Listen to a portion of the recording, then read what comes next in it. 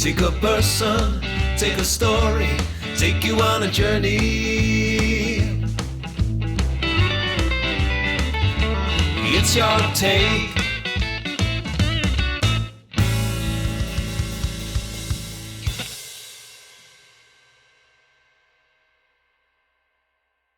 On today's Your Take, we get all creative with a spotlight on a talented young artist.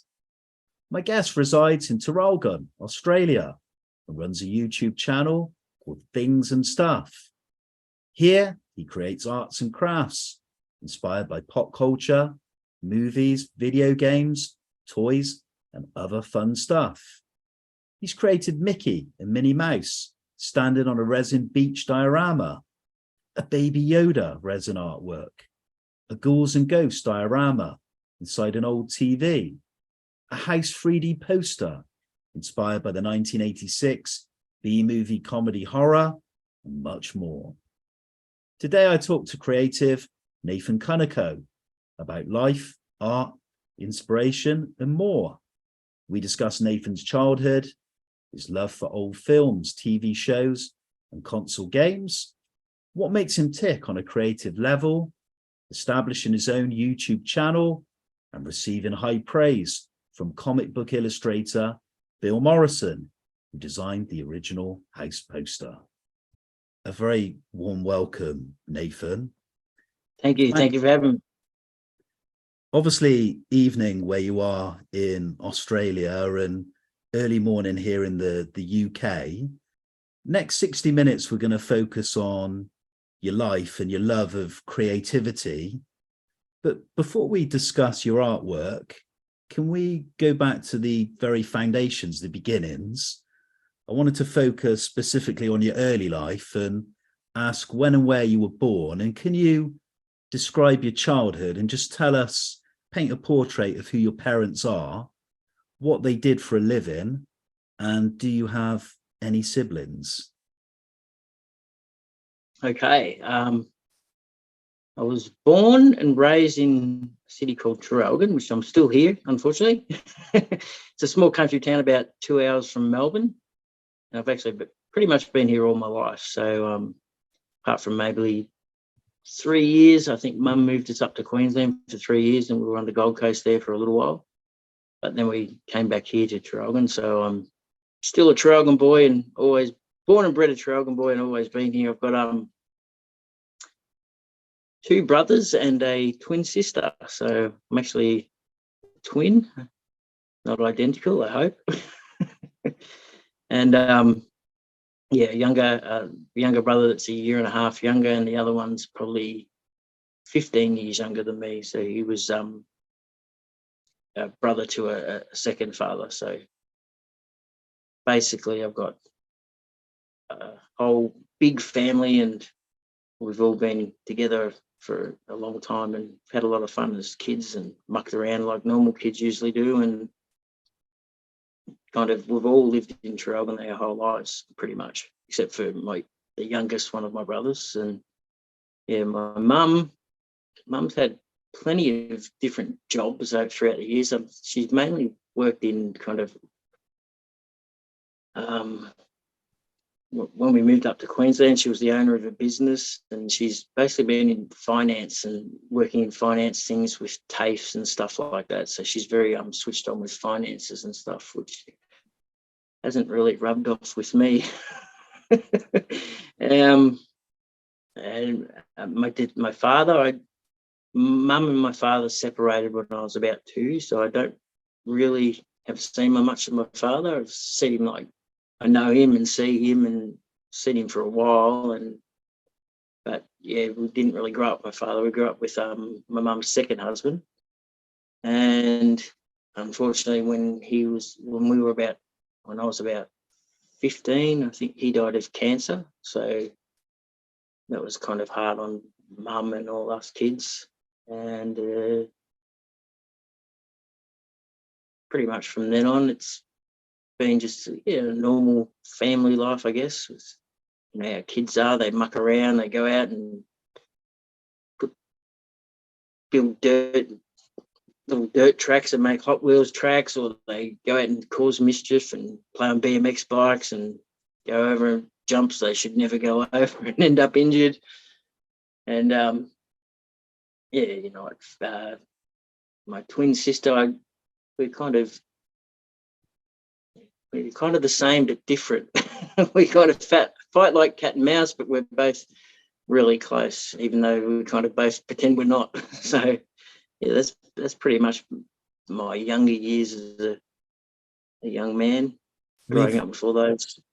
We've established you're a Traralgon boy, and you've given us some memories of I guess a happy childhood, but obviously sadly losing your dad tragically at a young age. I wanted to pick up now on schooling, and I wanted to ask your memories and recollection of your school years, and what subjects were you particularly interested in, but specifically to ask you, did you discover your flair for creativity and art during your time at school, and did you have any early career ambitions at that stage? That's a good question. Schooling for me was kind of difficult because most of the things I was interested in, they don't teach you at school. They try and lead you to a career where you go to college or university, and they point you in directions like that, where I was mainly interested in the make-believe and sculptures. And I remember the first thing I got me interested in art was, I think I used to always draw all the time when I was a little kid, so I was just fascinated with drawing. I'd scribble just things all the time. And then as I got a little bit older, I wanted to I didn't want to. I actually watched some movies, and you see, as a young kid, you see something on TV that you shouldn't. So I saw a horror movie, and I was like, oh my God.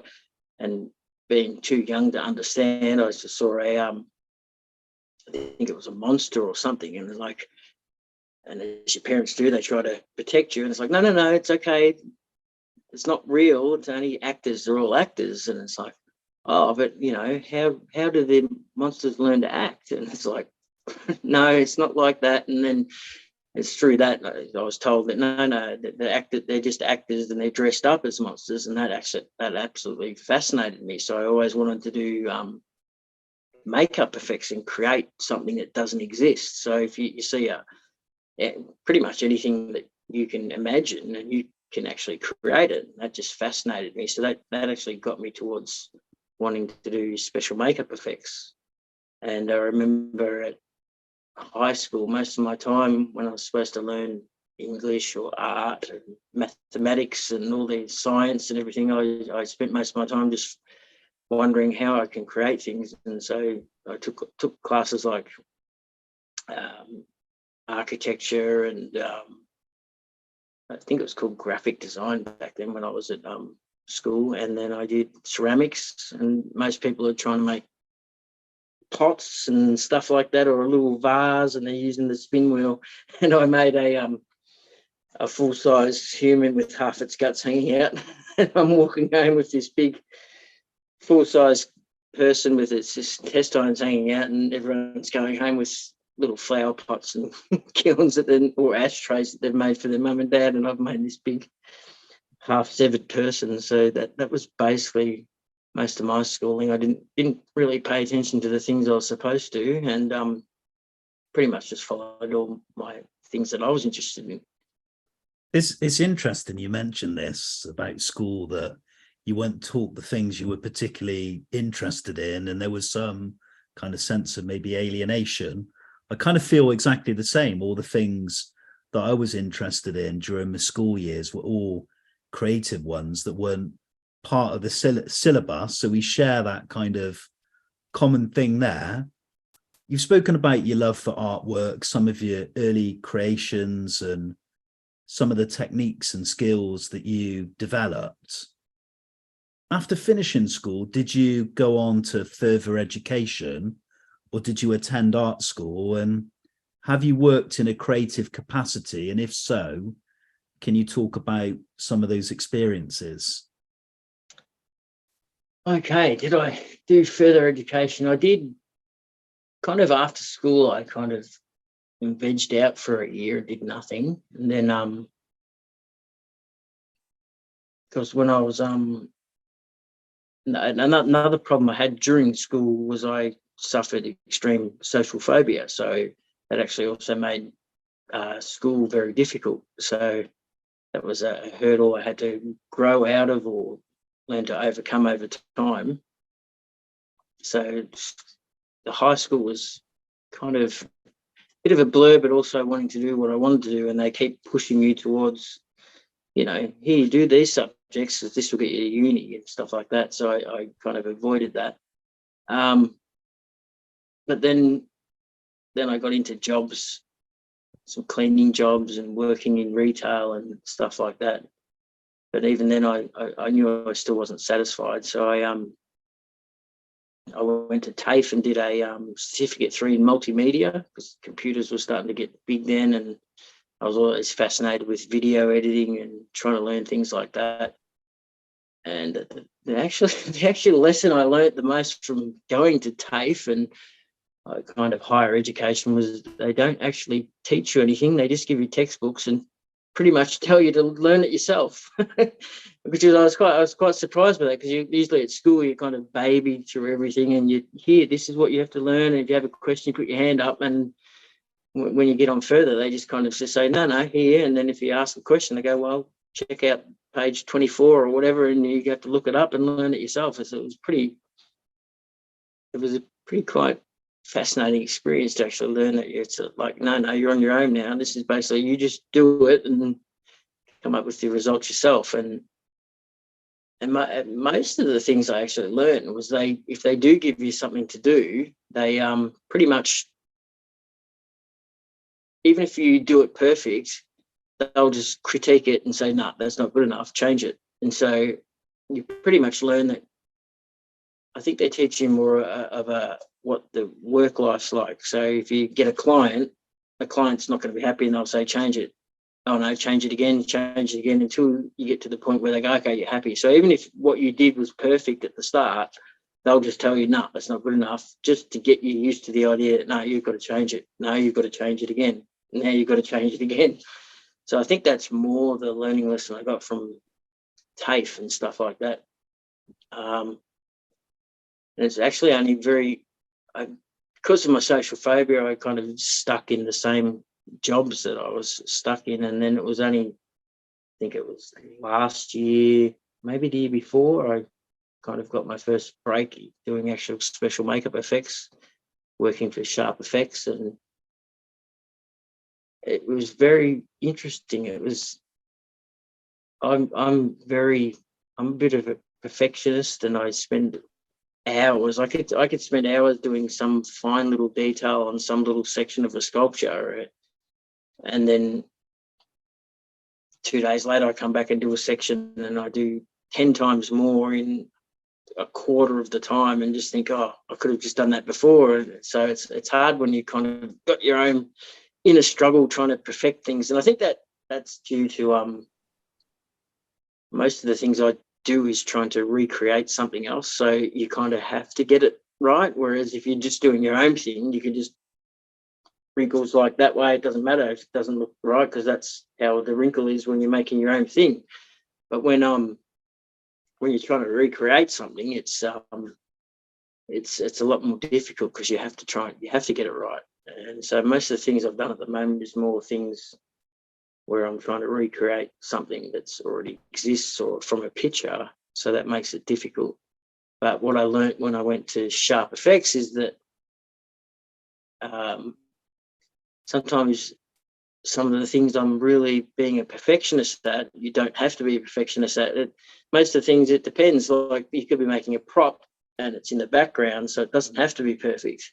So your mold doesn't have to be perfect, because they'll just quickly finish it and it's sitting in the background, so it doesn't need to be highly detailed. It just, as long as it reads on camera what it's like in the background, and that's good enough. So do it quick, do it cheap, do it dirty. So I guess I've learned a lot I guess I learned how to kind of improve in that aspect, where I don't need to spend as much time on some things, whereas other things, like if you're making something that is going to be a close up or on camera, then you do spend the detail work and you work really hard on getting the mold lines really right, so that there's less of a seam and less work to finish it off. So that's kind of been the main challenge, kind of, because for the last 20 years of just doing my own stuff and being a perfectionist, which is one of the worst things ever. You spend way too much time on such little things and make very little progress or very little difference, and then you'll come out 2 days later and do 10 times more in a quarter of the time, and you just think, why did I waste all that time? So that's one of the things I've learned, just to be a bit faster and maybe not so much as a perfectionist, because you can actually, if something's not perfect when you've created it, you can fix it up a little or improve it through your painting or your finishing, whereas you could also have the perfect sculpture and you can actually stuff it up with painting and finishing. So it's a fine line. You have to kind of learn. I guess this is the good thing about creativity. If you want to make something, you kind of teach yourself all different mediums and techniques and tools and techniques to create whatever it is you want. And most of the times you're actually learning new things, which is quite interesting. But that where I am is being a perfectionist. I want to make the best thing, and kind of halfway through making something, I think, I want to start again, because I'm already I think I can do better. So halfway through creating something, I'm already bored of it and want to get on to the next project, because I'm already at that stage where it's like, no, I can do better than this, because you kind of learn the lessons as you go along. So that's kind of what makes it difficult, being a bit of a perfectionist and also someone that has so many ideas that you just want to keep creating more and more. Already that's shone through in our discussion so far is this love and passion for artwork and creativity specifically. And you've spoken about being a perfectionist and having so many ideas and trying to replicate things from the past, from maybe pop culture to illustration to design to famous animated characters. I wanted to now specifically pick up on some of your loves and interests, because you're a film lover with a particular interest in nostalgia that includes toys, old console games, movies, animation, television series from the past. Can you tell us about these interests and what made you decide to create artworks based on your own hobbies and interests? I think that's pretty much an easy question. I think that's like most adults, where they just want to tap back into their childhood and relive what it was like when you kind of had no responsibilities and everything was just all about fun. You didn't have to worry about bills or shopping or any responsibilities, really. Everything about life when you were younger is just about having fun and indulging in things you enjoy. And so I guess part of that was tapping back into my old memories. So, like, I remember when I was a young kid going through the video store and you just look at all the movies and all the posters, and House in specifically, that was one of the posters that really caught my attention. It was like, wow, what is that? And you don't even know what it was, and it's just like a severed hand sitting on the doorbell, and you just think you have no idea what that movie was about. And that was I think that was one of the first horror movies I ever watched as a kid, was House. And that image, that it's just kind of, it's ingrained in your memory. It stays with you. It's stuck with you. And so that was definitely why I wanted to make that particular piece. And I do. I collect old games and toys that I used to have when I was a kid. There was I've actually got one here. This was the one that I received when I was 8 years old, and I actually found it on eBay. And so I don't know, it's just that nostalgia. You just want to kind of relive those memories of when kind of life's a little bit easier and you're just out there having fun. This nostalgia thing's interesting. And again, we share so many common interests. I'm sat here at a desk as I'm talking to you with again, collectibles and old nostalgic toys. These are the old Karate Kid Is it figures. He-Man? Karate Kid, these ones. Oh, Karate Kid. I love Karate Yeah, Kid. and I'm like yourself, very much a nostalgist who maybe lives in the past and some of those fond memories. I want to pick up slightly later on about that iconic house image on that VHS cassette on the poster later on. But let's talk about YouTube. You decided Yes. to create your own YouTube channel called Things and Stuff. When was that channel launched, and did you have any previous experience of producing video content? Well, when I back to when I was in high school, yes, I did. Because I was always interested in horror movies and making makeup effects and stuff. For one of the communications projects for a Year 12 English assignment, I made a horror movie, which back then I had no resources to editing equipment, and everything back then was on VHS tape. So I actually had to use 2 VHS recorders and press record and pause to edit it. And there's usually a 2-second delay. So the whole movie was done, and it actually went for 46 minutes, the whole movie, and it had some really some cheap makeup effects in it. Basically, we went to the pig abattoirs to get some guts, and they're like, what do you want pig guts for? It's like, oh, we're making a movie. It's like, oh, okay, yep. So that was my introduction into editing and stuff like that. So now with the YouTube, it's a lot easier, and on get editing programs like Adobe Premiere and use programs like Photoshop, and then I actually do little animations in mine. I'm trying to actually cut back on them because they can sometimes take up more time than the actual whole video and the creation of the project. And so I'm actually going to try and minimize that and try and get more of just the projects out and just show this is how it's done. And in my videos, I actually show the mistakes I make, because I'm not just there to try and just show how it's done. I want to show the mistakes as well, because there's a lot of channels where they just show how it's done and it looks perfect, and it's like, oh wow, they did that, how did they do that? Whereas I kind of like to show the mistakes, because that's one, it's a good way for me to learn, and also if someone's watching and they can see, oh okay, I won't make that kind of mistake. So yeah, I think I launched Things and Stuff about 2 years ago or something like that. I haven't got as many videos out as I like, working 2 jobs and trying to squeeze that in as much. And it is difficult, and you've got to find funds, because most of the stuff I make is quite expensive. So the silicon's rather expensive, and there's epoxy and all the clays and stuff like that. And that's pretty much the stuff I get from the molding supply. And then there's all the tools, and when you go to Bunnings, you can end up spending a fortune just at the hardware store alone. So it's difficult.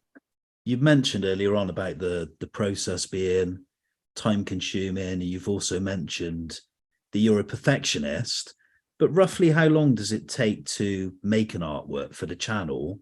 And can you tell us a little bit about the process involved in making and editing the videos? And is anyone else involved, or is it solely your project? Okay, projects. Well, that's a hard one to say, how long it takes to create something, because if I probably wasn't a perfectionist, I could probably do 1 video a week. But because I spend a lot of time trying to perfect things, the smallest, I could spend hours on the smallest details and it makes very little change. And I just, at the end of it, I thought I could have done that in 2 seconds. I'm trying to think how long it took the house hand. I think the house hand took a few weeks. I did do the casting pretty quick, and actually I ended up burning my hand by pouring molten monster clay all over my hand, which because I made the mold of my hand and then I poured the monster clay into the mold, which is pretty much just like a boiling wax. And then once I turned it over to swish it around, the because of the heat and the pressure, it forced its way back out all over my hands. So I ended up going to hospital to fix up some 3rd-degree burns. And I think in my video you can see me with bandages and that on my hands still. I think I went straight back into it. I didn't care. But there was, I think, a lot of the time with that, because I'd never really done. I think I had done one, which was the ET, that required a frame and stuff like that. So the house hand was pretty much my second attempt at woodwork, whereas the first one was pretty much just a frame, which wasn't too hard. And then the house hand, I actually had to make holes and stuff to put the lighting in. I had to experiment with a lot of lighting to get the lighting right, to get that effect I was looking for. So I think maybe a month it might have been. And, you know, if I was doing this full time, I think I could probably do it in a week. But with the 2 jobs, and sometimes, you know, I only get the Mondays off. So and sometimes, you know, you've got bills to pay and shopping to do and stuff. So your Monday is not really, you don't get to spend as much time as you want. And other days you sometimes just can't be bothered, or you just want to relax. So you just think, oh, I can't do it. And so I reckon roughly about a month to finish that first one. In terms of the editing and all the pictures and the animation and everything, no one helps me. I just do it myself. It's pretty much, I think I see everything with artwork. I don't kind of specialize in one particular thing. I'm not the perfect sculptor or the perfect painter or the perfect video editor or anything. So I just know I need to do them all. So I try and learn all of them and do them at least good enough that I can put out a final result. So, and most of the teachings I learned through editing and stuff like that has been on YouTube videos and a bit of reading. I like to read a lot, not so much books, but more just studying the things that I want to learn. So I'll look it up. I'll pretty much Google it or YouTube it, and I'll just go, oh, how do you do that? And then I'll try it myself and stuff it up, and then try it again and stuff it up, and then try it and get it right, and then learn a different effect. And then I'll done it enough times, and I go, oh, actually, if I combine that effect with that effect, I can actually achieve this. So then I experiment with that and stuff that up again, and then keep going, and until I can finally get something that I'm kind of close to them after. But in terms of, am I an expert at Photoshop or After Effects or anything like that? No, definitely not. I know what to do, and I probably don't even do the best method to do it. I don't know keyboard shortcuts or anything like that, so I'm probably doing everything 10 times longer than it needs to be done. But I just keep persevering. And I mean, if I spent that time, like a whole week, learning something, I could probably finesse and get quicker and better at it. But when you're trying to do everything all at once, you kind of just have to prioritize which time's more important for what, and get as much done as you can as possible. One of the most interesting aspects about any creation is the idea behind it and the thought process that's involved.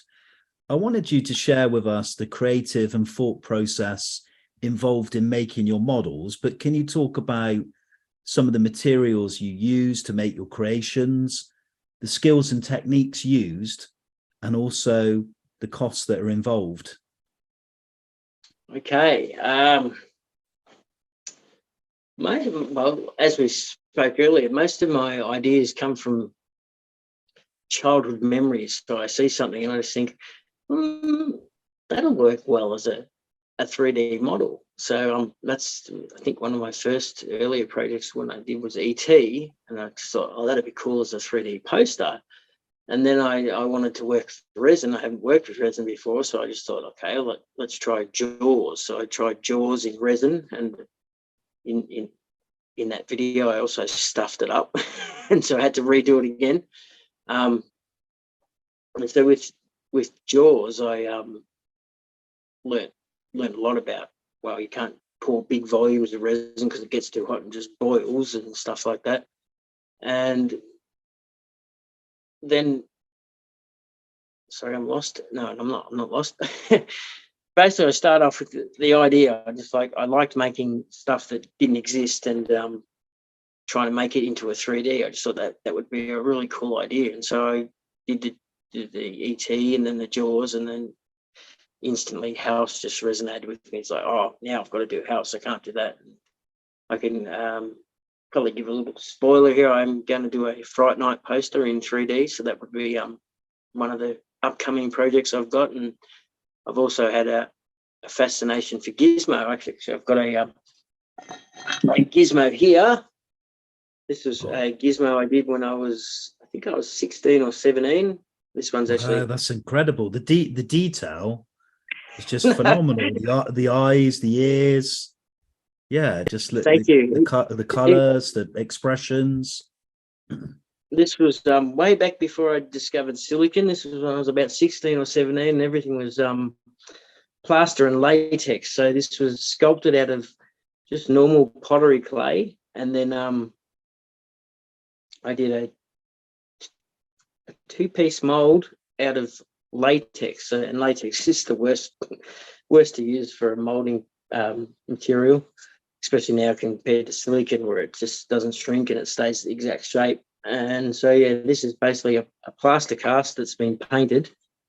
And more recently, I like to explore things I've done in the past and want to actually redo them. I actually remember doing a Predator sculpture when I was about 16 or 17, which I never got to molding it. I sculpted it, and then eventually it kind of dried out and cracked and broke away. But I did manage to get photos of it, I think, and even though it was in an unfinished state. But back to the Gizmo, I kind of redone Gizmo. I don't know if this is showing up on camera at all. This was like it's just the head. I did do a full body Gizmo, but actually another spoiler for another project, I'm going to kind of redo Gizmo again. I do have a Barbie car and a remote control car that actually fits that that Barbie car. So I might redo Gizmo again in the original Barbie car, so like off the first Gremlins. So that's this sculpture is actually more based off the Gremlins 2 that Rick Baker did, but Chris Wallace did the original Gizmo in the first movie. So I'm going to have to kind of pretty much start from scratch and redo a whole new Gizmo just for that. But that's going to be a future upcoming project as well. Incredible artworks with so much detail, and from a person of a certain generation, there's such an infectious for an affection for these ideas, these films, these nostalgia. And I'm excited already about that iconic Fright Night poster. This comes on nicely to my next question, because have you ever considered selling your creations or actually going as far as to exhibit them in art galleries around the world? That's a good... Being a perfectionist, I always think my work is not good enough. So as soon as I've done it, it's like, okay, and that's definitely not good enough. If anyone ever wanted my artwork in a gallery or anything, I'd be happy to give it to them and go, okay, yeah, put it in a gallery. So, but yeah, I've never, every time I finish something, I always think, okay, that's not good enough. I need to do something else and do better again the next time. Whereas most people would probably make something and go, here it is, this is it, display it, it's cool. But I never have that thought when I finish something. I always just think, no, that's not good enough. It's my own work. I'm my own worst enemy when it comes to being a perfectionist, because every time I kind of do something, I just think, yeah, nah, I just don't like that, and I'd rather do it again. And then probably then if I did it again, I'd probably then go, oh, that's not good enough either, I'll do it again. There are a few things I've made like multiple times until I've got to a stage where I just thought, okay, that will do. But yeah, I definitely haven't even explored that idea yet. No, don't think anyone's ever reached out and said, can we show that in a gallery or anything like that? And sorry, back to the process before, because I kind of cut myself short. Yeah, I do sculptures, which is mainly made out of monster clay or pottery clay or even super sculpey. And so this is actually an upcoming project, which is going to be one of the popcorn clowns from Killer Clowns from Outer Space, and that's also an 80s movie. So there's a lot of 80s vibe to the stuff that I make. And basically you make a sculpture, and I make I tend to make a lot of molds of the stuff that I make because I'm scared I'm going to stuff the painting up, because I'm not the best painter. And usually if you stuff the painting up, that's, you kind of have to start again. So if I make a mold of something, I can then have as many castings as I want. So with the molding, you can either do a big block mold, which uses up a lot of silicon. So this is a block mold of the Ghouls and Ghosts creature head that I made in one of my recent videos. And I had to make different molds for all different parts of that creature. Or if you're trying to save on silicon, you can then actually make a matrix mold, which is basically an outer shell which kind of holds the silicon in shape, and then you can separate the molds. And then if there's undercuts and stuff like that, you can actually pull the silicon out, or you actually take the plaster off, and then you can peel the silicon off the thing if there's undercuts. But the way that I molded these, it was actually quite good, and I didn't even have to cut the snibs off, and it just separated easily, which is perfect. And that's kind of what you aim for. You don't want to have to do any unnecessary work. So matrix molds is another thing that I actually taught myself, and I was actually, the very first one I made actually did come out quite successful, but then as you learn, as you go with undercuts and learning how to fine tune things, and that you actually become better at it, and you can create a cleaner mold. And I have found that the more time you spend on a mold and getting the line work perfect, the better the result is, and less work you have to do, because it's nothing worse than pulling out a mold that doesn't fit together nicely, and then you've got like a massive seam, because you can end up spending hours and hours trying to get rid of and hide that seam. And so I'd rather spend more work getting the mold right so that there's less work later on. Whereas what I learned when I did some makeup effects is sometimes they don't really care how big the seam is, because they'll just seam it. Whereas I'd prefer to have little to no seam, and then there's less work to. I don't even know if you can see. There's not much of a seam there at all, and that's what I try to aim for. No, hardly any seam, no work to have to do it all. So that's all part of the process, I guess. You just the best advice I can give to anyone trying to learn this stuff is to actually just do it, make a mistake, and then you figure out, okay, there was an undercut there, I won't do that again. Because you could sit there and film as much as you can and try to explain things, because even the mold making, it's not that simple. You could some molds need to be broken up into 2, 3, or 4 different parts depending on the undercuts. And undercuts is hard to explain to someone until they actually learn it. It's not something that can really be explained. And also you might make something that needs the silicon to flex a certain way so that you can get it off, and you won't do that if you've made your outer mold a certain way. So it's only one of those things you can actually learn by doing. It's hard to explain. Whereas, you just tell them how to do a ball, it's just like 2 halves, get it pin perfect halfway, it's going to split. Whereas with molding complex things, it gets more difficult, and it also depends on the type of silicon you use, how flexible it is, and there's so many different factors. And that's just something you can't really teach someone. It's just something you have to kind of learn from experience, I guess. 2 things, Nathan, before we move on to the next question. Yep. It's interesting, this self-assessment as a creative of never being satisfied. My colleague who does all the caricatures for Your Take, he is very similar to you. He says he's never satisfied with his artwork, and there's periods where he'll physically tear up or screw up the artwork and start from scratch again. So it's interesting that you've mentioned that about your thought process and your assessment of your work.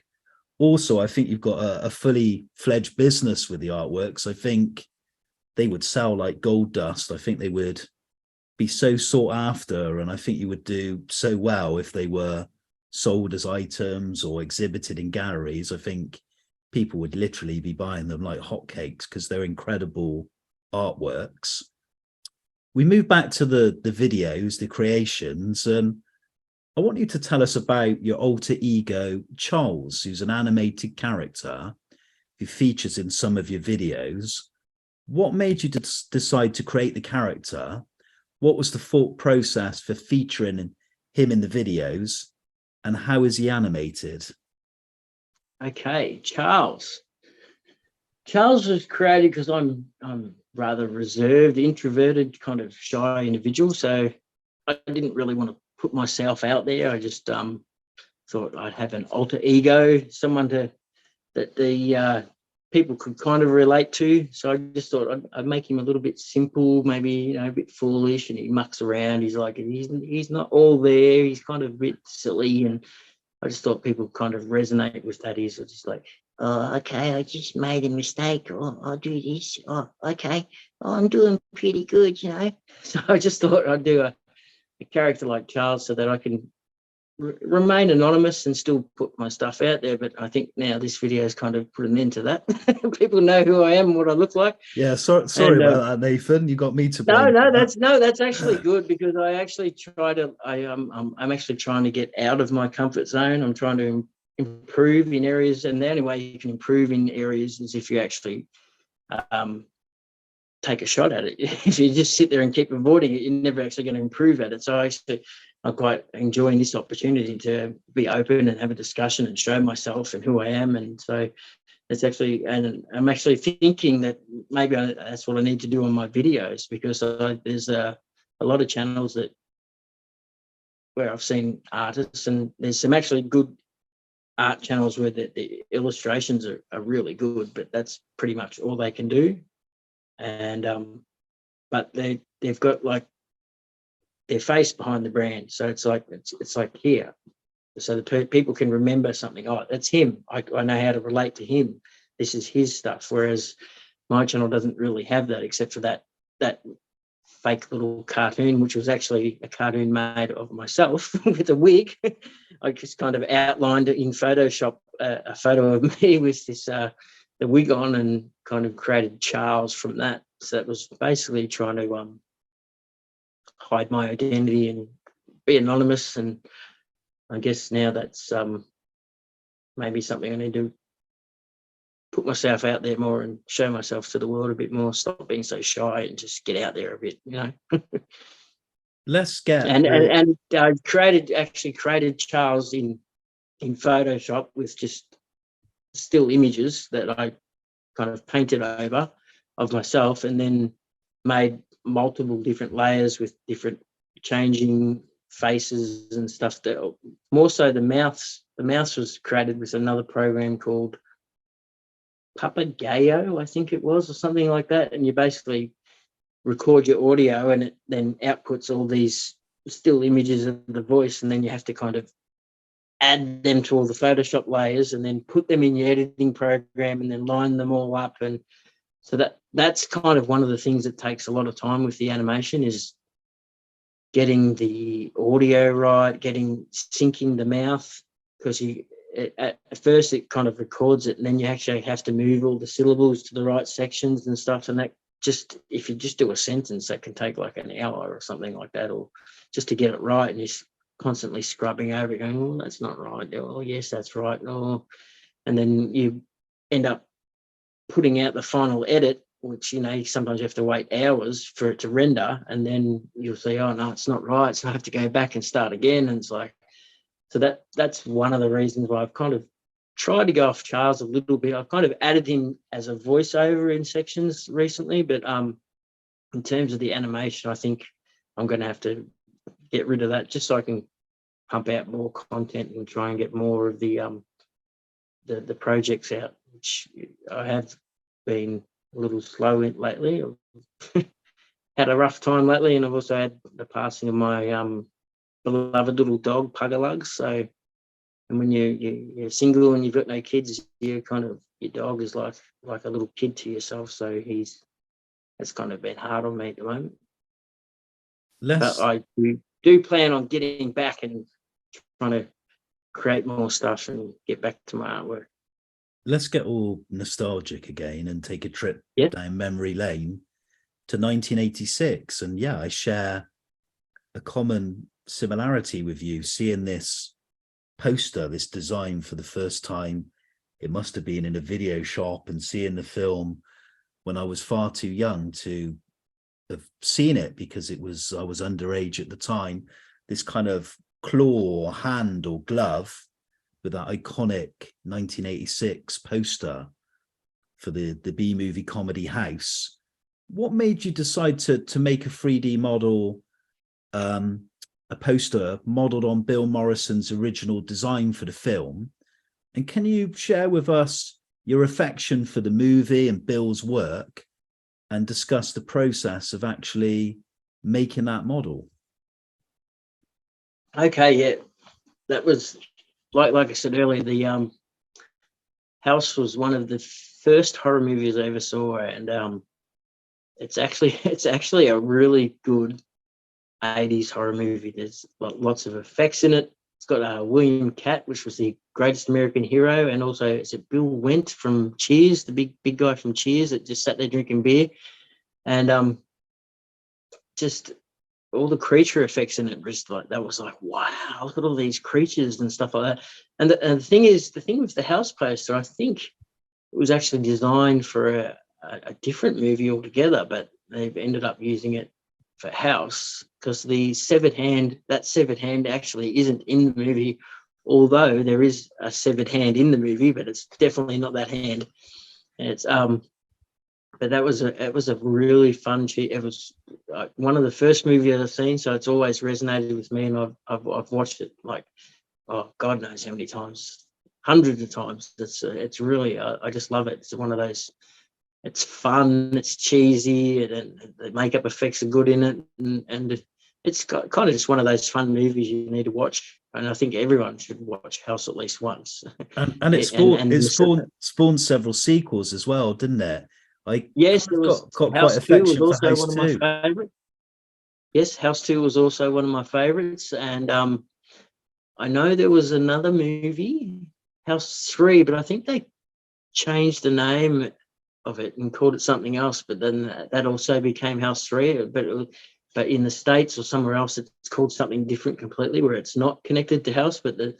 And then I think there was even a fourth one which kind of almost seemed like a direct-to-video one. It looked really poor, and William Catt actually returned for that one, I think. And yeah, I haven't seen that one. I think I saw the trailer and just thought, no, I'm going to give that one a pass. But in terms of Bill's artwork, it was just one of those things. Like back in the 80s, you would have seen movies like Never-Ending Story and Big with Bill Hanks and The Money Pit and all stuff like that. But then when you see that House movie poster, it's just like, what? And that was like, just, yeah, that's something. It just stays in your memory. And after I'd completed E.T. and then thought, oh, I'd try Jaws, because I wanted to play with resin, I just thought, I have to do House. I can't not do House. There's no way I can't not do House. So yeah, then just decided to go about making a cast of my hand and trying to get it as close. And even I've done it, and it's kind of got a bit of recognition online. I'm not happy with it. I'd rather redo the hand again, because basically it's just a casting of my hand like that, where I've kind of sculpted out some bits, whereas when I look at it now, it's just like, no, I need to really thin it out and make it more look like a bony thing with draping skin, whereas mine's kind of more of a fleshed out one. So even then I'm still a perfectionist and think, no, that's not good enough. And even when you look at it, you still think, yeah, that pretty much looks pretty spot on. But yeah, I'm still not happy with it. But yeah, that was one of the reasons why I made the house one, because it was just, I just had to. You couldn't not do it. It's one of those movies that just like, how can I not make house? I have to do that. And kind of when I posted it, I think I posted it in the prop replica forum, and it got shared thousands of times and thousands of likes. And I didn't actually realize at the time that was actually quite a lot. And it wasn't until someone, I think it was Cosplay Chris, when he wanted one and I sent that to him, he was actually said, no, that went right off. That things don't go off like that. And I just thought, oh well, there you go. I wasn't even sure how popular it was. So yeah, that was, I'm kind of glad I made it, and I probably might even revisit it in the future with a different hand. Let's come on now to Bill Morrison, because how did you manage to get in contact with him, and what was his reaction to your finished creation? And also, does it remain in Bill's possession? Yes, Bill does have a copy of the house hand, and I didn't reach out to him. He basically that post that I posted on the prop replica forum, it obviously went so viral that somewhere someone knew him and got out to him, and then I just was looking through my messages one day, and one of them was Bill Morrison. He's going, oh, hi, can I purchase one of your hands? And I'm like, oh, purchase one? No, I'll gladly make you one. So I just went out and made him one, and unfortunately I had it all assembled and perfect set up, and then during postage, couriers and flight attendants and all that must be pretty rough. The hand had actually snapped off and shattered, and pieces were everywhere. So I had to actually ship him out a whole new hand that he could, and explain to him how to assemble it. And so he did that, and because American lighting is different to ours, he has to have it wired differently and stuff like that. I think they needed I thought they just needed a converter where you just change it so the power plug's different, but they actually need some kind of transformer converter as well to just slightly change the voltage. So he had to do that, and then yeah, the lights work, and because it does look way better without the lights. I mean, it looks all right with no lights on, but once you put the lights in, it just makes the whole piece pop and come to life. And he explained to me later, yeah, I eventually got the lights working. It looks amazing, and he was wrapped with it. And like, so he was so wrapped that's why he agreed to like go in my video for my YouTube channel. And do you still have the original hand? No, well, I do have a casting of the hand, it's actually a reject casting because I had poured too much resin inside the mold, and then that's why this piece here, I don't know if it's hard to see this, because of the resin, the exotherm and the resin expands in the heat. We actually pushed, because I had a plug, and they actually pushed it out, which is why that was a reject casting. But I do still have all the molds. I can actually recreate one if I wanted to. But the problem with just recreating something, especially is being a perfectionist, it's like, well, no, I can do a better hand. I don't want to have to recreate it. And it's quite time consuming. I have to actually drill this bit out perfectly just so that I can get a big bolt in there, and it actually takes it's quite a bit of time and a lot of work for, I was going to say for not much of it. No, it does look all right. I am quite proud of the house piece, and but it does take quite a bit of work and a lot of money. So, you know, if I ever do want to revisit this, I may resculpt the hand. I've got the bell mold and everything, so I can recreate that with ease. But if I was going to redo it, I would probably resculpt the hand so it's a little more bony rather than a fully fleshed out hand that has cuts in it. Even though it does look pretty close to how it should look. Nathan, you've created several artworks which are obviously displayed and captured on your video channel. Do you have any particular favourites, and if so, why? Okay, well, naturally house, just from that being from my past, but also another video game from my past was Ghouls and Ghosts, and which is the guy from here, and I've actually got his body here as well. So the head actually does fit on the body, which it actually doesn't in the game because he's holding it in his hand. But yeah, I was actually quite proud of the Ghouls and Ghosts one because my idea was to initially I just wanted to make that end of level boss, because I always remember that end level boss because that was pretty much when I was younger, when it was in the arcades, and your mum would only give you $2 or whatever, and that was about as far as you ever got. And so you couldn't get past the next level. You couldn't get to see anything. So the only thing you really remember is that first level boss. And then as I got older, I got a Sega Mega Drive, and that game was on it there, and then you can easily get through the whole game. But that Ghouls and Ghosts was one of my all-time favourite arcade games, so that's why I decided to make the Ghouls and Ghosts diorama. And I just thought, at first I was just going to create just that one little creature with maybe Arthur, and then I just like, and I think I actually did. I think I made a little diorama with him and that on it, and I just thought, nah, this needs to be different. So I sourced out an old CRT TV, big 68 centimetre one, I think, and gutted it so that I could actually place everything inside the TV, so it looked like when you're looking at it, you're looking at the game in kind of 3D. Most of the things I make is things that are 2D into 3D, so I kind of bring still images to life. That's what I think I try to do, and I think I was quite happy with the result of that one, especially with the water down the bottom that was made of resin that lit up, and the lighting up the top, and the trees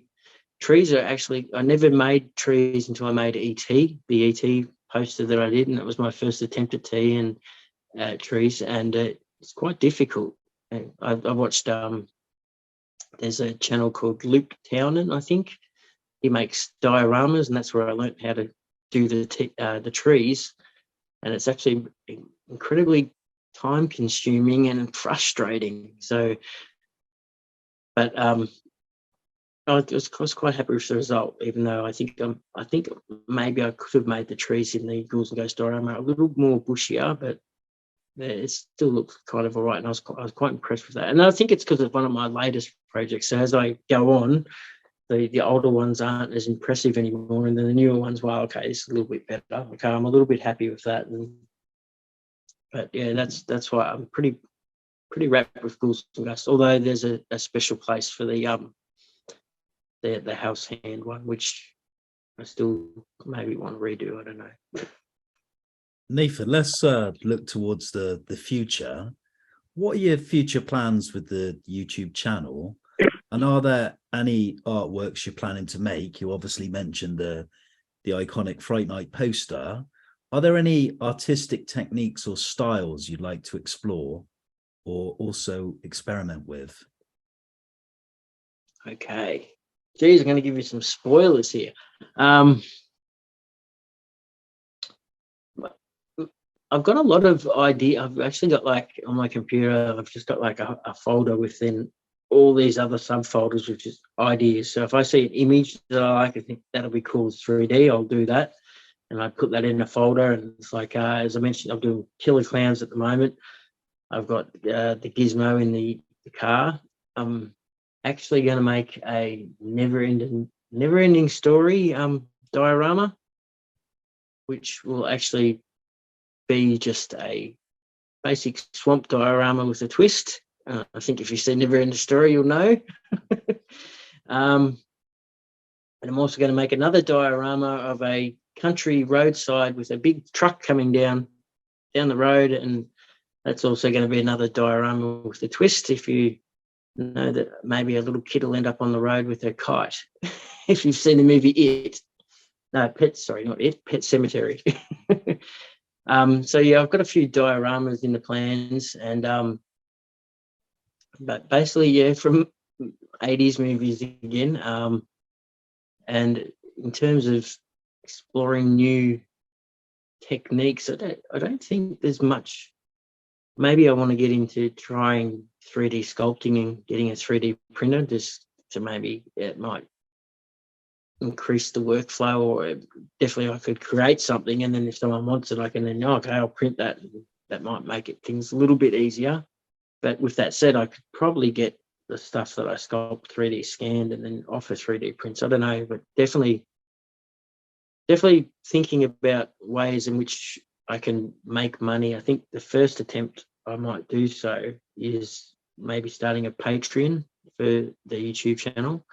So if people want to see more content more often, then the little bits of funds each month might be able to help out with that. And I'm just hoping to get the channel to grow, like maybe because channels I used to watch when I was younger, they had like 1,000 viewers, and now they're multi-millionaires. So, and I sat there for years going, I can do that, and never did it. So it's kind of my time to start doing it rather than talking about it. Nathan, one last question, and then we come on to those final set of questions that we ask all your take guests, quick fire questions to find out things we've maybe not established over the course of the last 60 minutes. Away from your artwork and making content for your YouTube channel, what are your other hobbies and interests? And then secondly, we've already established that you currently don't work in a creative capacity, but would you like to be a full-time artist or turn your creative talents and skills into a business opportunity? And obviously you have mentioned some of those already. So most of my hobbies and interests, it's been, well, as I was a teenager, I was really big into movies and video games. Arnold Schwarzenegger was like my biggest icon. I used to love every movie Arnold was in. And kind of now, basically any hobbies and interests is pretty much just trying to do my artwork. I don't really have much time to do anything else, and I get a bit old now for sport. And so anything art related, even just I'm an ideas man. I constantly just think up ideas. So if there's I'd be sitting around and I'd see something, oh, that's a good idea, I could do that, or I could do that. So everything kind of leads back to creating something. So if it's like a poster I see, or I see a funny meme, or even something on TV. I don't really watch TV, but on the computer, I'll just go, oh yeah, that's a good idea, or that gives me an idea, because it was actually a funny cartoon I saw where I think it was Super Mario, and someone did a Yoshi egg, and then the next kind of frame is out of the Yoshi egg comes a face hugger. And then so I just thought that would actually be a good idea for a sculpture, where it's like a mishmash of Mario and aliens. So you have kind of a Mario scene here and it turns into an alien scene, and you could have like Luigi or something with a face hugger coming out of him or something like that. So I kind of get inspiration and ideas just from watching seeing other ideas, and basically that's my mind just kind of works like that. It's just on a creative process constantly. Sorry, what was it? What was the after that? Oh, do I want to continue doing artwork professionally? Yes, I do. That's kind of the main aim. I just want to be able to go home and sculpt and create things. This is a character from Fortnite, which is a video game called Grizz. That was one of another kind of recent video that I've done. So basically I want to be able to create things like that for a living. So I've seen YouTube's a very good platform to do that. So, and there's lots of artists that work full time just from YouTube alone. So that's my aim. Now we also got the worm from Labyrinth. That's another 80s movies that I created. This one's actually not in a video, but I may actually place him in a video. I've actually done a Mrs. Worm, but kind of got a bit of online slack for giving her female appendages. But you'd think you'd put female appendages on a female, though. I don't know how today's world works. People sometimes get offended by anything. Nathan Cunico, is that moment. I think you're the 107th guest to answer these quick fire questions. is to find out things we've maybe not established over the course of our conversation today, things Yep. you like, maybe things you're not so keen on, and also tap into all this interest in nostalgia, popular culture, and so forth. Are you ready for this? I'll go for it. I'm ready. Don't need to think about these in any depth, just what comes straight into your head. Here we go. Yep. Question number 1. Nathan, what would you say is your favorite pastime? Just creating, or sculpting, or procrastinating and thinking of sculpting, or thinking up ideas. And I always have so many ideas and never enough time to create them, but I always jot them down and make sure they're in like a little folder there, so I will get to that. So eventually I'll get to the stage where I can do it full time, and then I can create things more often. But yeah, that's basically it. Just ideas. I think ideas, just thinking up ideas constantly. And my brain just works on ideas. It's like, oh, that's a good idea. That's a good idea. I'll do that. Yes. I thought you were going to say something creative. Obviously, a focal point in this interview today has been movies. But if you had to cite your favorite film, what would it be, and for what reason? So this is probably going to shock you now. Maybe not. Arnold Schwarzenegger has been my favorite all-time movie hero, but he's been directed a lot by James Cameron, and a James Cameron film that's just probably one of my favorites of all time would be Titanic, which kind of seems a bit different from all the. He's probably expecting an action movie or something with a lot of special effects, or horror movie or something, along those lines. But no, Titanic really, I don't know, that really got to me. That was one of those movies that really resonated with me. I don't know why. I don't know how. Maybe I'm a romantic at heart. I don't know. It was just one of those films that really hit me, and it's just like, it was like one of my favorites. From a Best Picture winner that actually won over one of my all-time favorite films that year, which was LA Confidential. We moved from a Kate Winslet, Leonardo DiCaprio film, and of course, James Cameron, now to novelists. If you had to choose your favorite novelist, who would it be? That's a difficult one to answer, because I don't like books. If there was a book, I'd watch it in movie form. I'd rather sit and watch a movie on a book rather than read a book. I cannot stand reading. But that's kind of also a bit of a lie, because I do like reading. I actually read a lot, but that's not so much a story. I couldn't sit and read a story. I read a lot and research and study. I actually, one of my favorite topics is human psychology, and learning human patterns of behavior and body language and psychology and stuff like that.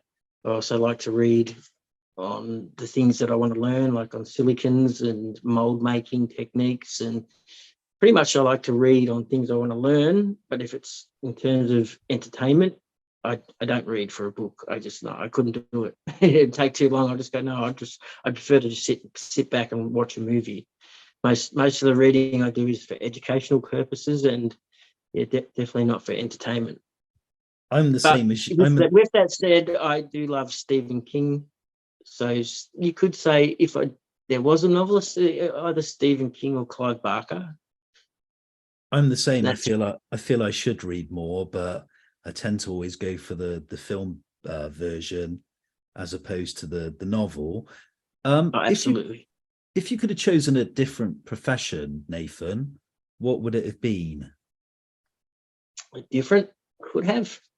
Yeah. I don't think that's an option. I think you have passions and wants and goals, and I think you should try and achieve them. I think other options aren't really there. I mean, when I was younger, as a kid, I only wanted to be a doctor or a lawyer. And that's basically just when you're a kid, you go, what earns the most money? It's like, oh, doctors and lawyers. I want to be a doctor or a lawyer. It's like, and as you get older, and especially now at my age, I just want to pursue the things that interest me, and the artwork, makeup effects, creating things, and it's all different mediums. So, and that's I love the process of learning, because you're constantly learning.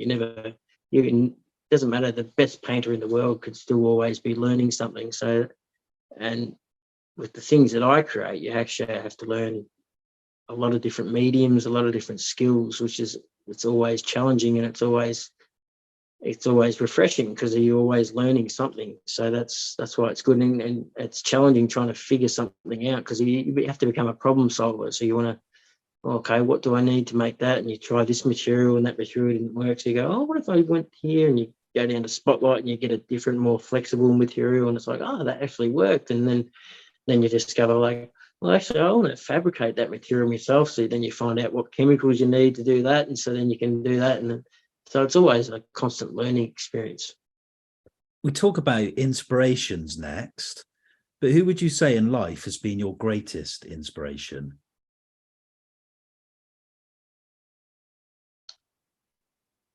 Oh, greatest inspiration. It would have to be Arnold. Arnold, I always wanted to be a movie star, or be involved with the movies just from watching Arnold. I just remember sitting watching all his movies and looking at all, thinking, oh my God, Arnold, he is the man. And just that's what kind of got me interested in movies, and then watching movies and behind the scenes of movies and all stuff like that. So that I'd have to say Arnold was one of the ones that inspired me, even though he's not really the best of actors. But his movies have always been one of those things that just got me wowed in the movie industry and things like that. From that famous tagline or piece of dialogue, I'll be back now, to newspapers. Do you read a newspaper? And if so, which one is your newspaper of choice? No. That's a simple one. I don't read newspapers. I do not. I actually detest the news, TV, or the news, or the media, or anything like that. I do not follow the news.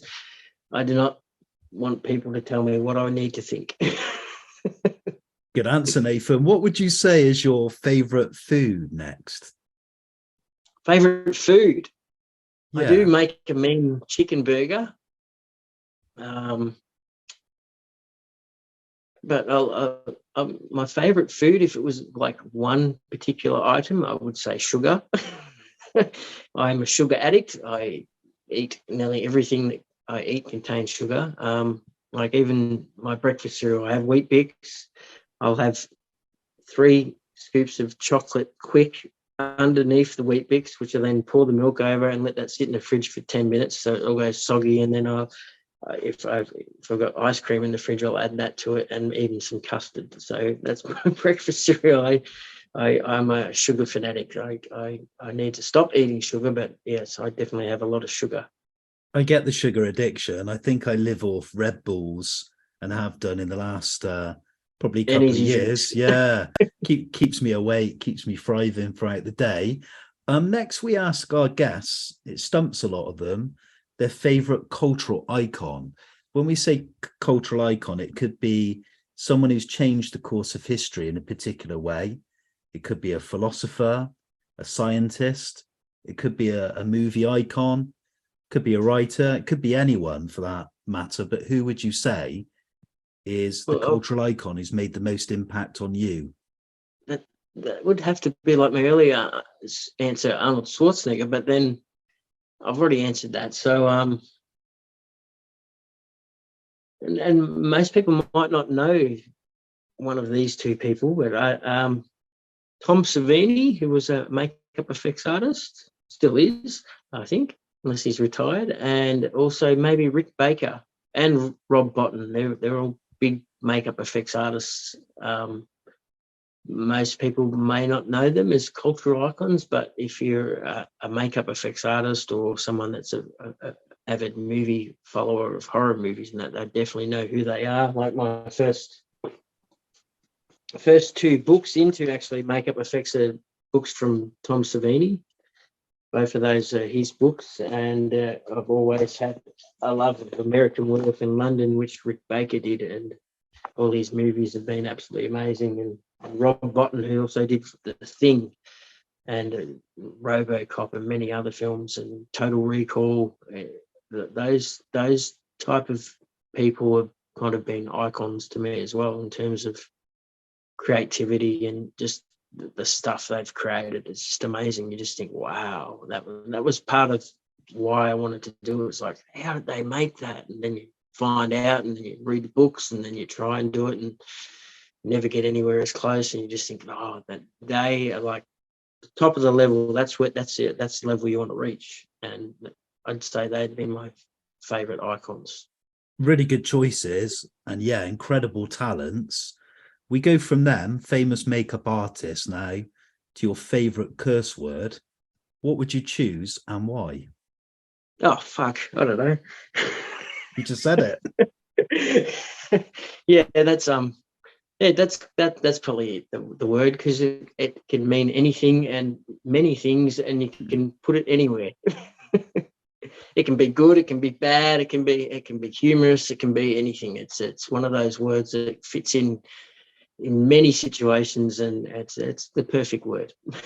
From not giving a flying fuck to favorite place or holiday destination, what would you choose as your favorite place?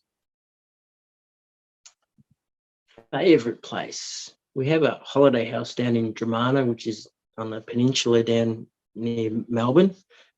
But in terms of a place I'd like to go, I'd always want to see America. I'd always want to go and see all the theme parks, New York, Grand Canyon, Niagara Falls, basically do all the big tourist attractions and go on every roller coaster I can ever go on. Theme parks would be very big for me. I'm a bit of a thrill seeker junkie. I love going on a big ride and making your stomach drop. We've spoken about so many cultural things, particularly from the 1980s, but we haven't touched upon music. Who would you say is your favorite music artist, and what would you say is your favorite album? Okay, I'm going to embarrass myself a little here. I've always liked Celine Dion. Celine Dion's been a favourite of mine. I've liked the big ballads. I've liked Mariah Carey and Kelly Clarkson and stuff similar to that. But Celine Dion for years was like one of my favourites. I don't tend to listen to music that often, but years ago they were kind of my favourites. And I think Celine Dion, I don't know, I just like that big, powerful, strong voice and can reach so many levels. You'd probably think someone go, no, I like Megadeth, I like AC/DC, and no, I actually like the big power ballads and the love songs and the stuff like that. Do you have a favourite album?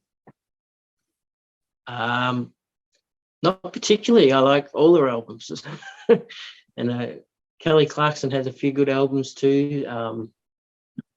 But in terms of music, I'm not really the biggest music lover. There's just I'll hear a song and I like it, and so then I'll probably go out and buy their album and then hear the rest of them and end up liking them. But yeah, in terms of a particular favourite, no, I don't really have a particular favourite. Just more lines of that kind of genre, except the Mariah Carey Christmas one. I can't stand that. Nathan, what would you say is your greatest achievement to date? Greatest achievement to date, being able to persevere through my own insecurities and fears and try new things, where in the past maybe I would have struggled, but now I'm able to actually step past that and try new things. And finally, Nathan Cunico, the last question for today on Your Take. How do you wish to be remembered? Wish I could say for my artwork or something like that, but I like to be remembered as someone who's honest and sincere and has integrity. And I think if you don't have any of those things, then you're not much of a person. If you've got integrity, that speaks volumes of your character. So I always try to maintain my integrity. So I'd like to be known as, that guy's an honest, sincere bloke. I think that's a nice note to end on. Thank you kindly for giving up time in your day to be a guest on Your Take and talking about your love for creativity and specifically to make artworks in whatever form or shape they might be in. There's no question that your love for creativity has shone through throughout the course of the interview, and it's been fascinating not just to hear your story and journey and your passion, but also see some of the models today. And there's just been so many things in the interview that have resonated and connected with me personally. The schooling thing, not being taught things that you were maybe interested in, the creativity thing.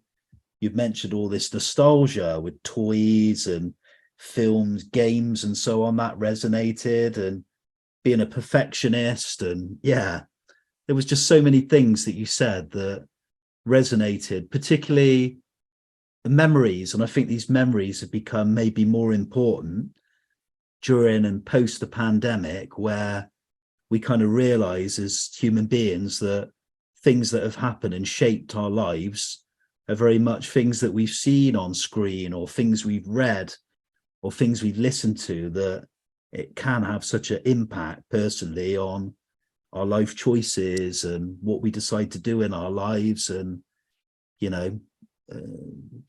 so thank you kindly for sharing that. How do we find out more?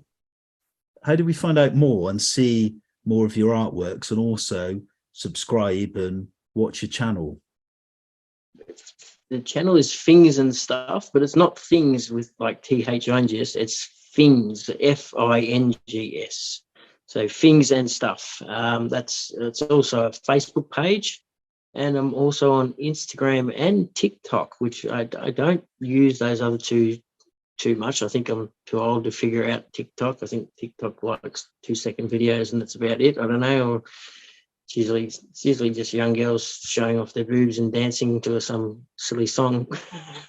I think that's what gets all the views on there. I don't think I quite have the body for that, but Things and Stuff. You can find me on those sites, and I'm going to try and get more content out there more often, and hopefully if I can get some Patreons, and then that might help out, and then that will help speed up. I know it's going to be a slow, gradual process, and it will slowly peak and go up further over time, but just going to have to keep working at it one day at a time each day and see how we go. I've become a fan and a subscriber, and I thank my colleague Kirk, who does all the artworks, for introducing me to you and obviously setting up this interview as well. I'm looking forward to all the future artworks that be displayed on the channel, and looking forward to the Fright Night one. So again, thanks for being a guest, and I wish you all the best with your endeavors, and I hope you become and follow your dream to become this well-known artist, and hopefully make a lot of money and have a lot of future happiness in your life. Thank you. No, thank you. It's been a pleasure. Thank you for having me. I feel honoured and privileged. Thank you. And I wish the same for you and your future and your channel. Thank you kindly, Nathan.